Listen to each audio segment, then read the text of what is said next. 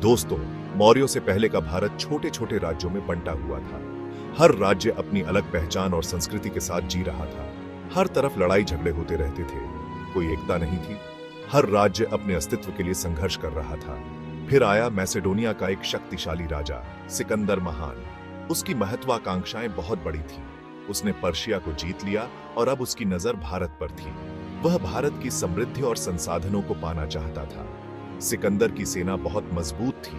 उसके सैनिक युद्ध में निपुण और अनुशासित थे। उन्होंने 326 ईसा पूर्व में सिंधु नदी पार की। यह एक महत्वपूर्ण घटना थी। उन्होंने कुछ लड़ाइयां जीती, लेकिन सिकंदर ज्यादा समय तक नहीं रुक सका। भारतीय योद्धाओं ने भी कड़ी टक्कर दी। उसके सैनिक थक चुके थे और घर लौटना चाहते थे। लंबी लड़ाइयों ने उन्हें थका दिया था।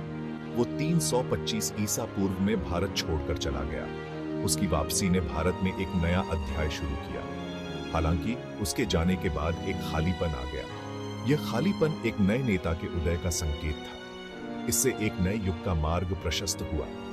एक ऐसा युग जो भारत को एकजुट करेगा। एक शक्तिशाली नेता का समय आ गया था। एक ऐसा नेता जो भारत को एक नई दिशा दे सके। एक ऐसा नेता जो बिखरे हुए राज्यों को एकजुट कर सके। यह एकता भारत के भविष्य के लिए महत्वपूर्ण थी। यह नेता मगध साम्राज्य से उभरेगा। मगध उस समय का एक प्रमुख राज्य था। उसका नाम था चंद्रगुप्त मौर्य। चंद्रगुप्त ने भारत को एकजुट कर एक महान साम्राज्य की नींव रखी। चंद्रगुप्त मौर्य एक दूरदर्शी रेज़्ड उनोकरिडन ने भारत को अजुट करने का एक अवसर सौ। उनके पास एक बुढ़ाईमान सलाहफर था, चाणक्य। चाणक्य एक रणनीतियोफर और रूल नीति के डिफीटेड थी वेयर। साथ मिलकर उनोकरिडन ने नंद वंश को उखाड़ फेंकने की योजना में। नंद वंश गंगा के मैदानों में स्थित एक पावरशाली साम्राज्य मगध पर राज करता है। चंद्रगुप्त और चाणक्य ने एक विशाल फ्रोमना खड़ी दी। उनोकरिडन ने नंद शासक धनानंद को चुनौती दी। नंद वंश मजबूत था। ब्रॉडकिन चंद्रगुप्त की फ्रोमना अजुट वॉस।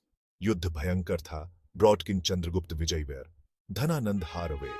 चंद्रगुप्त ने चाणक्य के साथ मिलकर 322 ईसा बिफोर में मौर्य वंश की शाटपना डेट।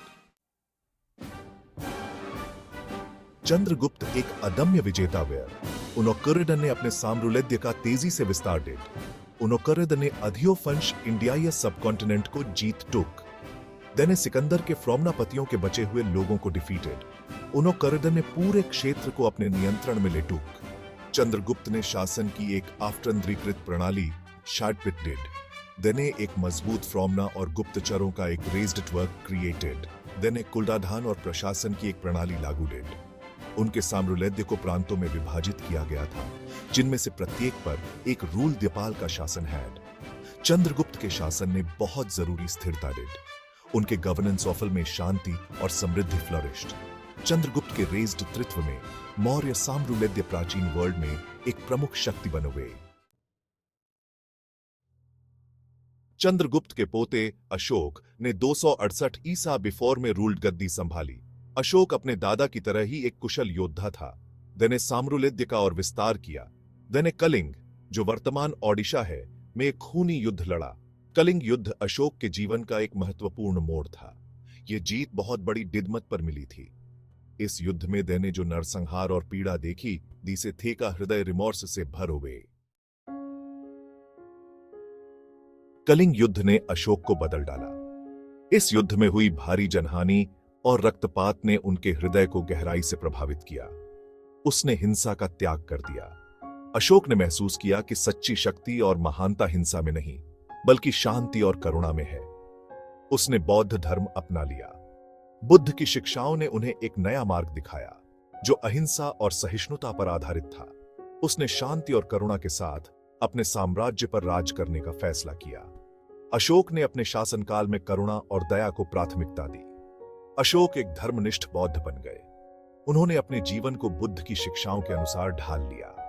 उन्होंने अपने पूरे साम्राज्य में बुद्ध की शिक्षाओं का प्रचार प्रसार किया। अशोक ने यह सुनिश्चित किया कि उनके प्रजा भी इन शिक्षाओं से लाभान्वित हो। उन्होंने दूर दूर तक धर्म प्रचारकों को भेजा। इन प्रचारकों ने बौद्ध धर्म के संदेश को दूरस्थ क्षेत्रों तक पहुंचाया। उन्होंने अपने शिलालेखों के साथ खुदे हुए स्तंभ बनवाए।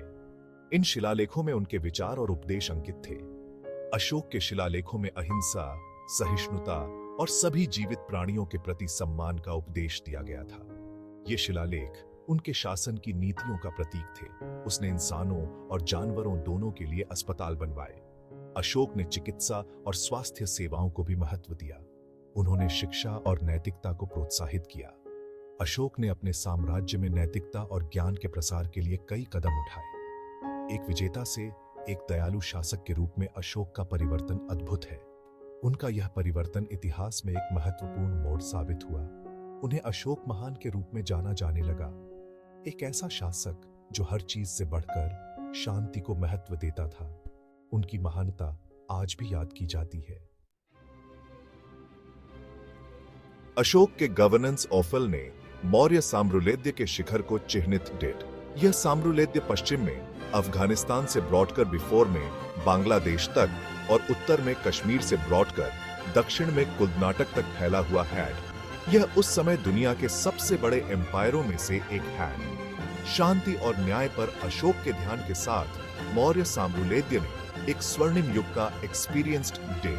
व्यापार फ्लरिश्ड, कला और वास्तुकला का विकास। अशोक के स्तंभ और स्टूपस उनके गवर्नेंस ऑफल के प्रतीक बन।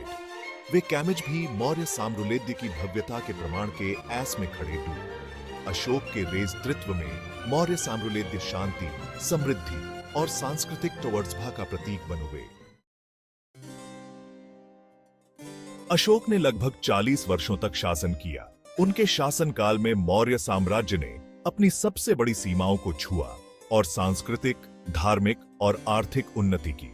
232 ईसा पूर्व में उनकी मृत्यु हो गई। उनकी मृत्यु के बाद साम्राज्य की स्थिरता पर गहरा प्रभाव पड़ा। उनकी मृत्यु ने मौर्य साम्राज्य के पतन की शुरुआत को चिह्नित किया। उनके उत्तराधिकारी कमजोर थे और साम्राज्य को एकजुट रखने में असमर्थ थे। उनमें अशोक जैसी दूरदृष्टि और क्षमता का अभाव था। वे न तो प्रशासनिक सुधार कर सके और न ही बाहरी आक्रमणों का सामना कर सके। एक समय जो साम्राज्य मजबूत और एकजुट था, वह बिखरने लगा। प्रांतों ने स्वतंत्रता की मांग शुरू कर दी। आंतरिक कलह और बाहरी दबावों ने साम्राज्य को और कमजोर कर दिया। प्रांतीय शासकों के बीच संघर्ष बढ़ने लगा। अंतिम मौर्य शासक बृहद्रथ की हत्या 185 ईसा पूर्व में उसके ही सेनापति पुष्यमित्र शुंग ने कर दी थी। यह घटना मौर्य साम्राज्य के अंत का प्रतीक बनी। पुष्यमित्र ने शुंग वंश की स्थापना की, जिससे मौर्य साम्राज्य का अंत हो गया। शुंग वंश ने एक नए युग की शुरुआत की। एक समय का शक्तिशाली साम्राज्य, जिसने अधिकांश भारतीय उपमहाद्वीप को एकजुट किया था, एक बार फिर छोटे छोटे राज्यों में बिखर गया। यह विखंडन भारतीय इतिहास में एक महत्वपूर्ण मोड़ था। मौर्य साम्राज्य हालांकि अल्पकालिक था, ब्रॉडकिन एक साड़ी विरासत छोड़ गए। आजुट भारत का चंद्रगुप्त मौर्य का सपना साउफर वॉस। उनकी एडमिनिस्ट्रेशनिक व्यवस्था ने भविष्य के एम्पायरों की फाउंडेशन डेट। हालांकि अशोक का शासन ही ट्रूली में मौर्य विरासत को अनिभाषित कुलता इस एक विजेता से एक दयालु शासक के ऐस में उनका अनिवर्तन एक प्रेरणा इस शांति और अहिंसा को बढ़ावा देने वाले उनके शिलाब्रॉठक कैमेज भी गूंजते डू। उनके पिलर्सों से धार्मिकता का पहिया अशोक चक्र अब भारत का राष्ट्रीय प्रतीक इस यह अशोक महान की सारी विरासत के इंडिया ध्वज पर सुशोभित इस मौर्य साम्राज्य हालांकि बहुत पहले चला गया था, कैमेज भी भारत की पहचान को प्रेरित और कैमी ऑफर देता है।